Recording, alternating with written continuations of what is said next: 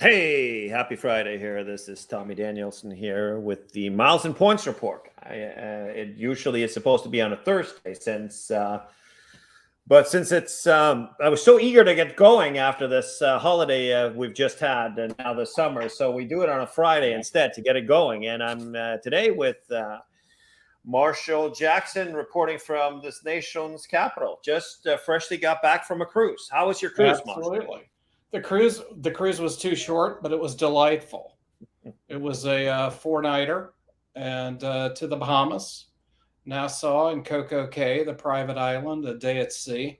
Didn't get off the ship in Nassau, but well, wait a minute. Private island. What does that mean? You and your 5,000 closest friends, or or 3,500 or so on the 3,500. Oh, that's it. Okay. Yeah. So, what do you do for a day in that private island?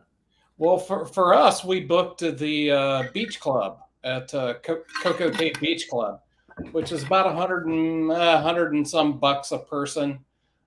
Private area, private beach, different lunch, upgraded lunch. I had surf and turf, grilled lobster and filet mignon for lunch instead of the usual stuff. Fancy. And it was kind of quiet over there. There's overwater cabanas as well that are available for an upcharge. Again, we did not pay the $1,299 that Royal Caribbean wanted for that, but we were completely happy in our beach chairs. So you were on Royal Caribbean, and yes. So what kind of effort did it take to cruise right now? Tell us about that, please. Well, I'll tell you, just before we cruised, and we set sail on August 15th, and effective August 8th, I believe, was the day people that are vaccinated no longer have to take a pre-cruise COVID test. Right. So we did not take a pre-cruise COVID test and just boarded the ship. And in fact, they didn't even look at our Vax cards when we checked in. When we arrived, the porter's like, have your passport and your boarding pass and your Vax card ready. And we got inside, and the lady that actually checked us in said, we're not really checking the Vax cards anymore. Interesting. So on board we went. So it sounds like exactly like it was before the COVID started. Yeah, it's getting there. I think the protocols are a little different for unvaccinated guests, at least right now. But we'll see how long that lasts. But since they didn't check your card, you can just put that you are vaccinated. And, yeah, theoretically, I suppose you could get away with that. Yes, cool. All right. So you'd hop on a cruise in no time then, I guess. Yeah, I think we were 20 minutes curb to cocktail. Wow, that's crazy. Yeah. So that's substantial. Well, you also have status with them, so you kind of get to board a little bit earlier than normal people. We do, but that didn't really help until we got inside the terminal. At least not nowadays. But we walked in literally. We never stopped walking through security, or dropped the bags through security inside the terminal. Checked in with the lady. She took our pictures, and only because we didn't take them in advance, which you can do on your phone. Right. And that was really the only holdup. Awesome. We just kept walking. So you recommend people to go on a cruise now? Well, I've recommended people go on a cruise always. This was our second cruise of the pandemic. We cruised last year as well. We cruised last July. Difference being last July, everybody had to be vaccinated, and we sailed from Nassau. That was our originating port, and a 3,500 guest ship that we were on at the time only had about 1,080 people on board. This ship was slightly larger, Freedom class ship with Royal Caribbean, about 3,800 guests, I hear.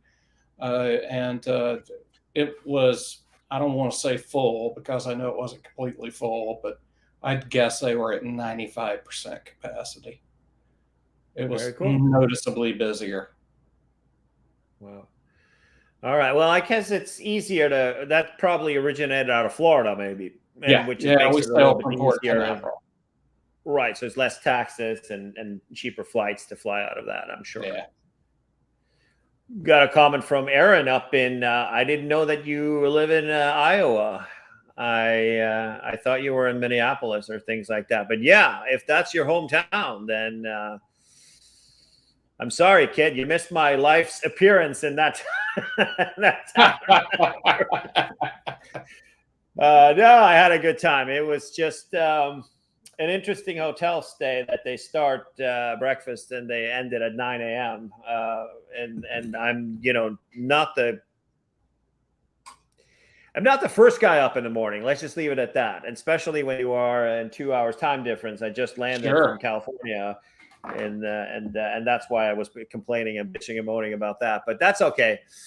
All right. So what do we have today to share with our good folks? A lot of things have happened, but we have our travel minutes that we try to do.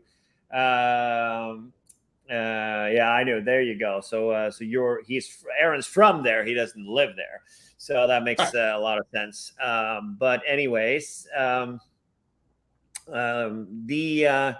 there's a lot's been happening. We try to do these travel minutes, at least, the goal is to have a talk for 10 minutes about every morning, but that obviously is not going to happen. So it's like a come and go thing, but we do it like 2, 3, 4 times a week. Right. So we are caught up to an extent, I would venture into saying, but we have, however, seen some interesting stuff going on. And first of all, is that for those who don't know, American Airlines has 777W, so the largest version of the 777, the 300ER version of it. It's their largest flagship plane, and they are going to get rid of their first class seats on that plane and only do business class now that it's being refurbished. And that has pretty much been confirmed. And it also is reported to be on so they have 8 of them on the 300ER, like we talked about. And they also have it on Transcon between LA, San Francisco, and JFK. Yep. So those are also going away. And, it's one, which is, a civilized way to travel on an Airbus 321 for sure. I think so. That's the last U.S. airline to drop international first class and go over to business. And what are your thoughts on that? Do we need it now that business class is so good and everybody has a seat in a suite? I suppose that the business class seats have gotten so good. I can see the business case for doing it. I'm sentimental about it in a way. I've flown the A321T. I haven't flown first class on the 777-300, but I'm old enough to remember when American had first class on the 767-200. Yeah, between that was the plane they used with Transcon. Yep. With a very consumer-friendly, not so fuel-friendly configuration they had on that plane back in the day. So, I'm sentimental about it for sure. My first, premium first-class flight was actually on American Airlines on a DC-10 from Miami to LA when they had depending on the fleet, depending on the configuration, 28 or 34 first-class seats, plus at least that many more business plus coach. And with the American flagship service from Miami, Washington, Dulles, and JFK. So it's the end of an era. It's worth noting though but they weren't first class. They weren't lie flat seats, were they? No. Lie flat didn't exist. Yeah, I'm so old. Lie flat didn't exist at the time. But it's not really. It's not really. It's not really that long ago. The ones who revolutionized. So, but let's see here. I think I've found a picture. Is this the way you remember it? Yep, that's it. Let's see if we can go into airliners.net and see a picture of this. I guess the photo didn't carry over here, but let's see if we can find one that does. There you go. Is that it? That's it. You better believe it. That's almost lie flat. Not really, but hey. No, almost right. Yeah, I think that but in all honesty, it's kind of like where the seat you're looking at here is the international business class seat on American right now that's being changed out soon, and beats the hell out of the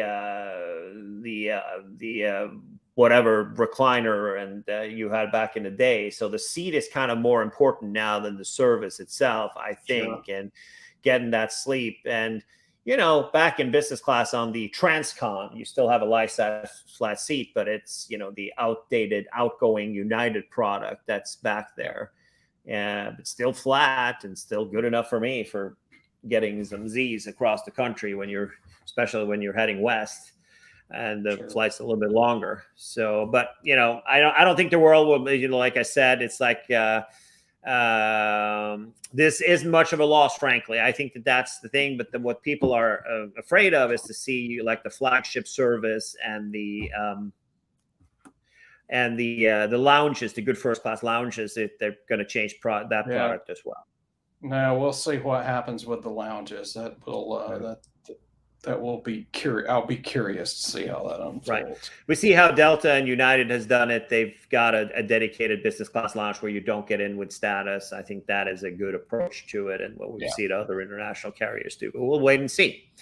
There's some reciprocal things like with BA, and they have a first class lounge. So the BA system has a business class lounge where those who fly business class only, who doesn't have status, get into. If you have flying business class and you have status, so One World Emerald, you get into the Gold Lounge. And if you're flying actual first class, then you are get into the Concorde route with British Airways. So kind of like they need to match each other on that because of the multiple flights that American and BA share across the Atlantic. But I think in reality, I say, is there anybody I see in the comments here from YouTube? I see, so the multiple people are saying that. I mean, at the end of the day, you got to find somebody who's willing to pay for those seats, and they're usually system-wide or they're usually staff seats. Across the country, those seats have more American Airlines employees traveling in them than actual paying customers, and that tells you pretty much everything. I suspect so. I think the Transcon product from JFK to LA and San Francisco probably performed better financially than even the internationals. But it's as I said, it's the end of an era. Yep. And it took a while for them to do that, but it's such a small subset of planes that American has had. It's just 20 international planes that really has the first class. Okay, we'll move over to less exciting news. You hear about this? The United actually wasn't a 738 that we talked about here. It's actually a 739. I see there's an extra door in the back there. So, wow. They taxied it around for 6 hours at Newark Airport until there was no more fuel, so they had to go back to the gate. How about that? I'll tell you, that sounds like a great time to me. Not. There was some lady that got a viral Twitter thread going that was on the airplane. Right, I saw that. There are, and also a New York Times reporter was also on it. Good times. So they plotted along a route. Right? So they, it's like Gary, come on, everybody's posting out there about this thing, getting the clickbait headlines. They didn't run out of fuel. It takes a lot longer for an idle 737 that's supposed to fly for 4 hours to run out of fuel than 6 hours. They didn't have enough fuel to get to their destination. Is that better? That's right.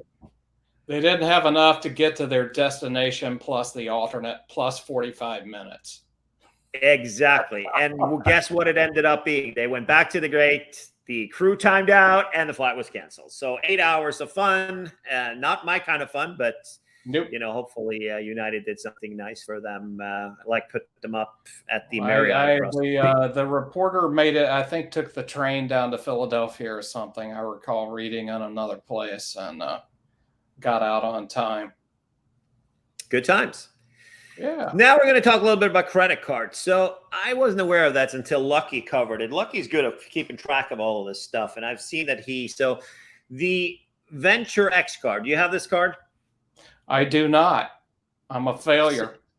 You're a failure, yeah. So I jumped on it, and it has been good to me because, the annual fee for this card is just a little bit lower than the competitors are at is it $395? I think it is. Is it $395? Right. Let me figure it out. What the annual fee? I think it's $395. I'm pretty sure that it is.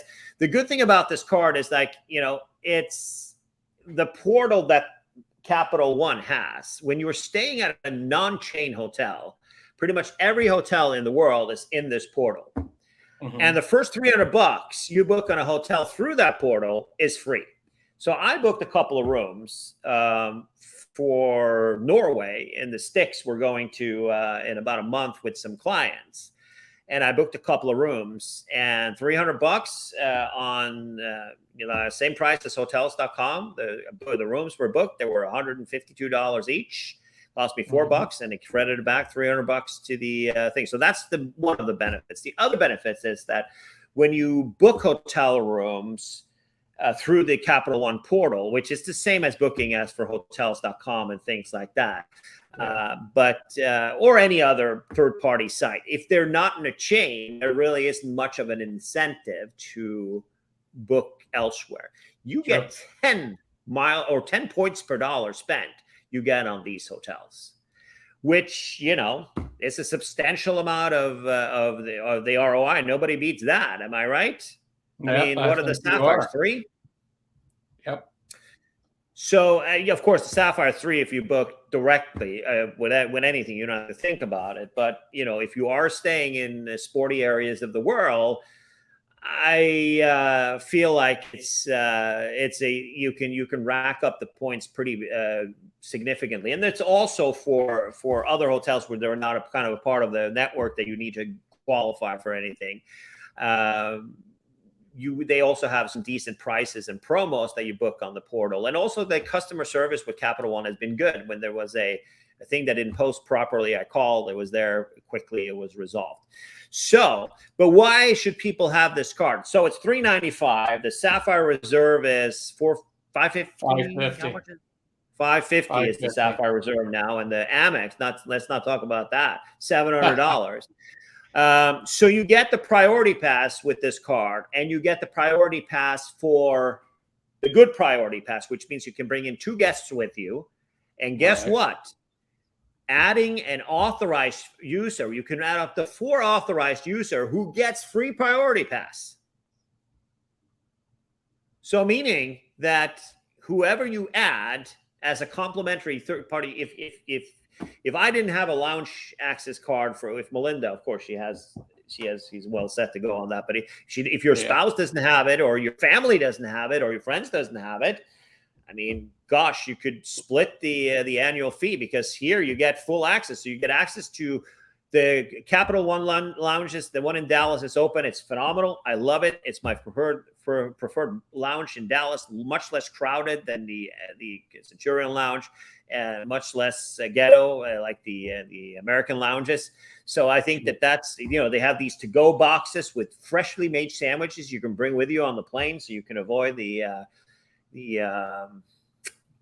whatever we want to call whatever they're serving on board. Both United and American are competing about who can bring the most inedible food, and then you get 100 Plaza Premium lounges, and also they have Virgin Atlantic and some other ones that are in various airports around the U.S. you get access to, and of course you get the priority pass, and the priority pass that gives you 2 guests, and also gives you priority pass restaurants, which American Airlines does not allow anymore. So this is the good part of it, because for $395 you can add 4 guests. That means 5 people can add 4 authorized users that you trust. That's a phenomenal deal, if you ask me. No, I think you're right, and I'm going to try and talk my wife actually into picking up this card. I wonder what the sign-up bonus is for it, but I'm sure a blogger will be happy to share a nice link with you on that. So you get the $300. You get the $300 travel credit is not for authorized users, and the covers of pre-check and the 10,000 anniversary bonus miles you don't get either. But you get Hertz President Circle, which right now I don't think there is a. Amex nuked it. It doesn't exist anymore with Amex. And I think that this is the only get out of jail free card. And Hertz President Circle is actually not that bad. No, I most agree. airports have lanes for that where you go and you pick your whatever car you want, and so that you get, and some protection, trip delay, baggage, and things like that. So I literally don't know why I still have President Circle with Hertz, because I haven't rented with Hertz in the last year, but it stays. It came with a couple of things. It came with United status. It came with like some hotel status. They were all over the board, and then they just cut out everything. I don't know if I have it still also. I haven't earned it, but I do rent like 15 times a year with Hertz. Just did with the Tesla, where the review is coming up this week. I made a pretty long review on how my Tesla thing went, and it was comical, it was frustrating, and it was fun. So you should watch that when it comes on our YouTube channel. I will. And everybody that's on the horn here better go. You better. Why haven't you subscribed to our YouTube channel yet? We had over 10,000 views last month and only 150-60 subscribers. So please do us a favor there. That'd be nice. So a lot of people that watch the videos, but not many subscribers. Maybe they only watch one video because they don't like us. Well, who could blame them? They have to look at us for a long time, right? No, I don't see any. I haven't found any. If somebody, please, so it's 75. Sign up bonus is 75K. We see one comment from YouTube and one from Facebook. So that's great. That's the sign up bonus, which is, transferable to a lot of stuff. Sure. I recommend this card. I think it's cool. And I was not aware that you can add so many authorized users for free. That's cool. Nor was I. Right. So status. How are you doing on status this year? Are you going to get that 1K status with United? No, I'm going to top out at silver, Tommy. That's silver. That's all I. You get that with the Marriott status. Marriott. I'm lifetime gold with Marriott. That's one of those things I think about. I'm 30 some. I don't remember the exact number nights.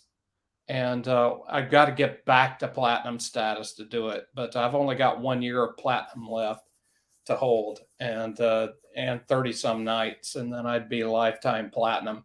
And I think that's probably worth it for me. Yeah, I think that, I don't remember what level you have to get the United Silver, but I think that there was an interesting article in the Points Guy. The Points Guys are kind of I don't know. The content has kind of changed a little bit lately. Should we go as far as saying that?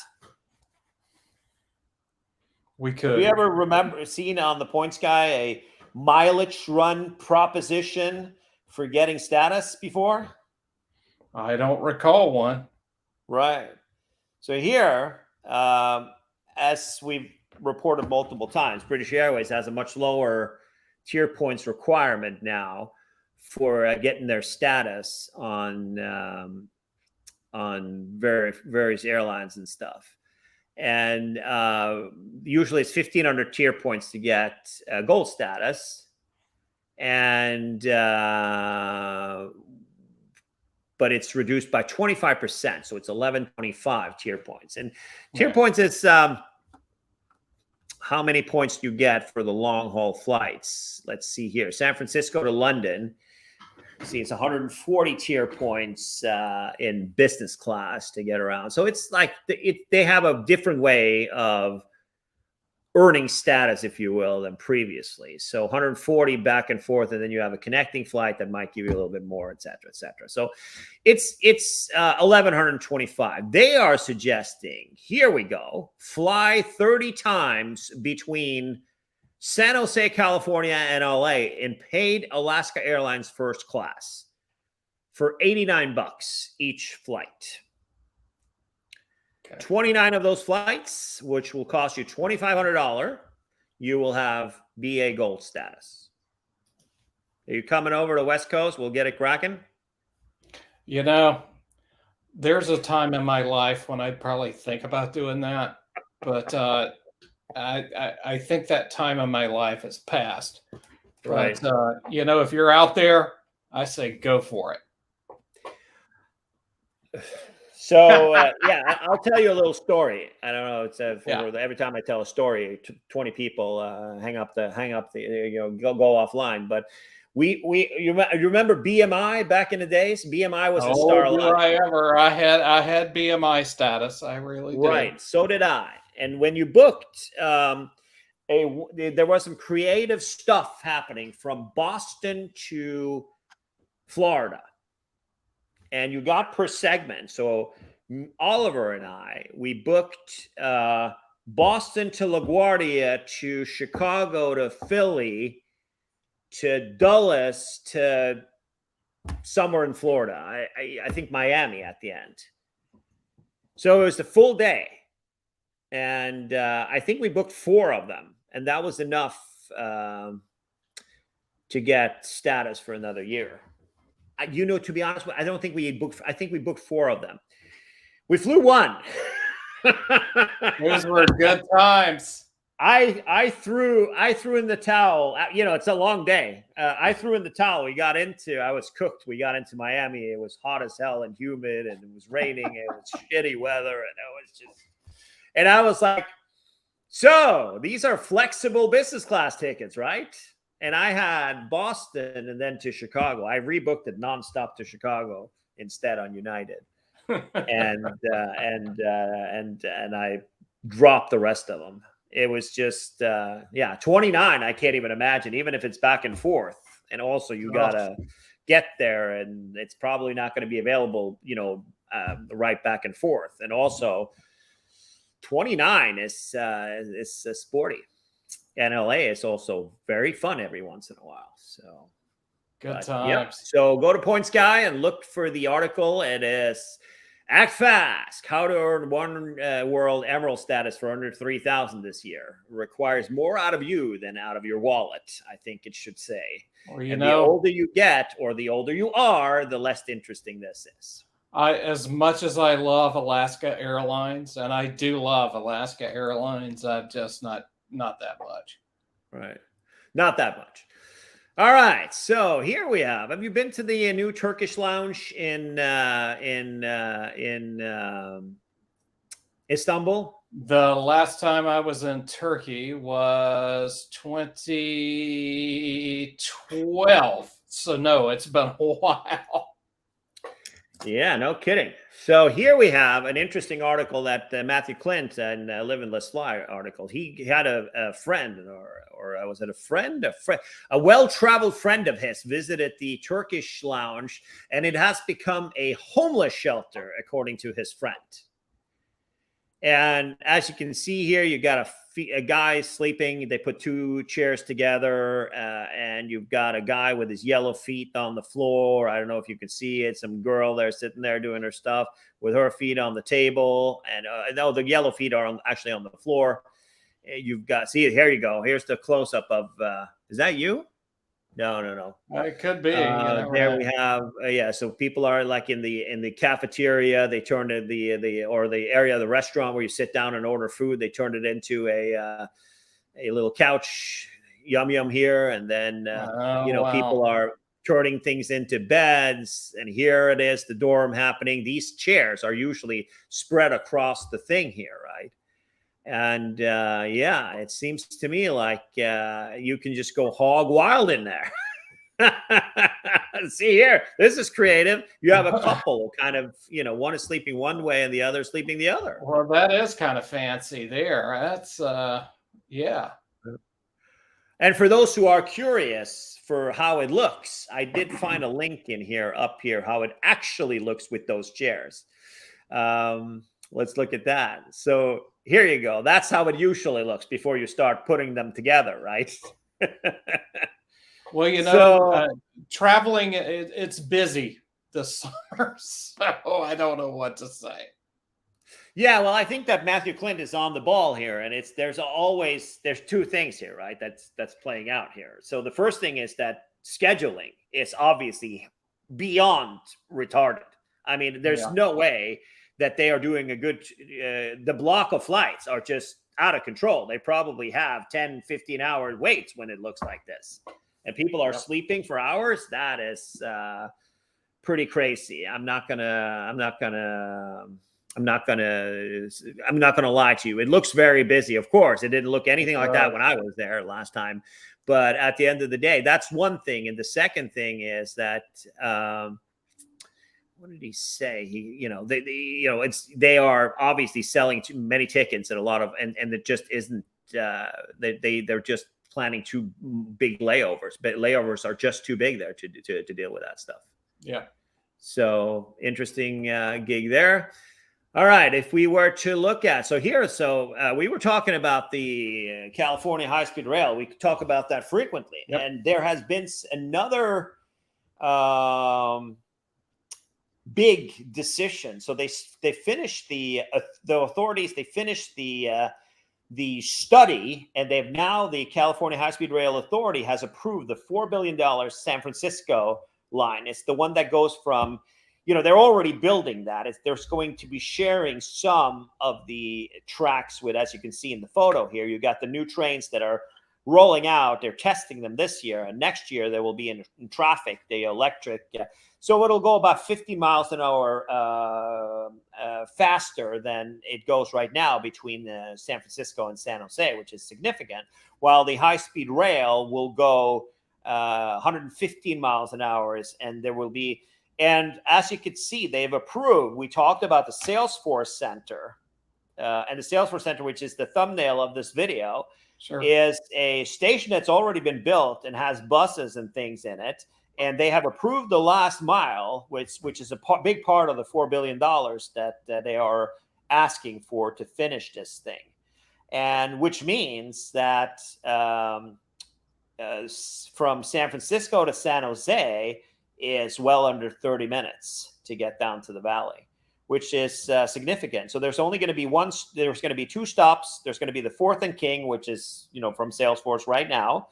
And Salesforce is right next to the Bay Bridge. So it's for future reference if you're going to extend things. So that's going to be the gig there. And it's going to stop by the airport, and then it's going to go nonstop to San Jose at 115 miles an hour. So I think that they're making pretty progress. Of course, it's not going to be done before 2032, which is probably not a good date. But, since we talked the last time before our holiday, this is pretty good. The environmental impact from San Francisco all the way down to the LA County borderline has now been approved by everybody. Their legal challenges have all been exhausted.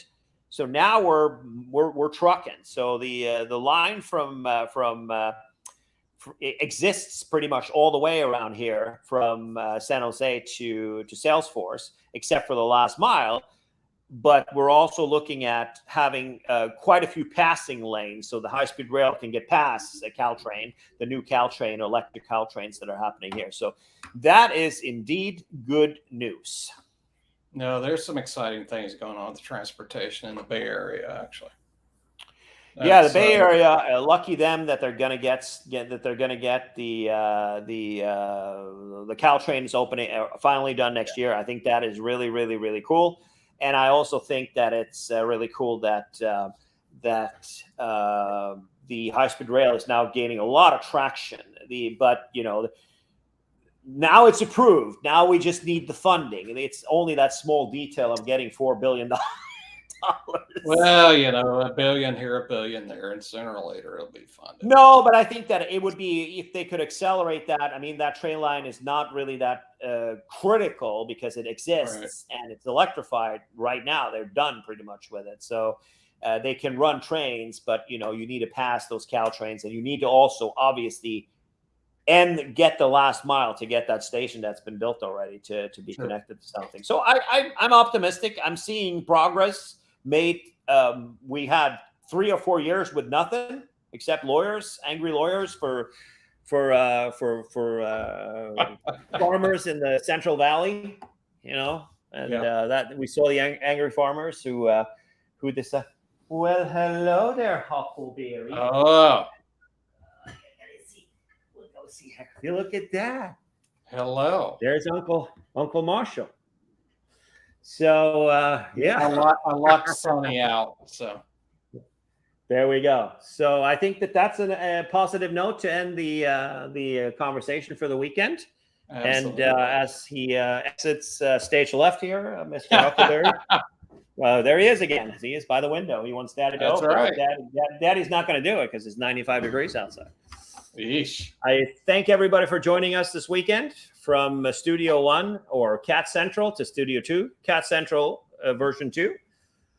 I think we should wish everybody a happy weekend, and hopefully we'll both get a little downtown after a long week. You bet. Thanks for stopping by, Marshall. Always a pleasure. See you soon. All right. Thanks, everybody.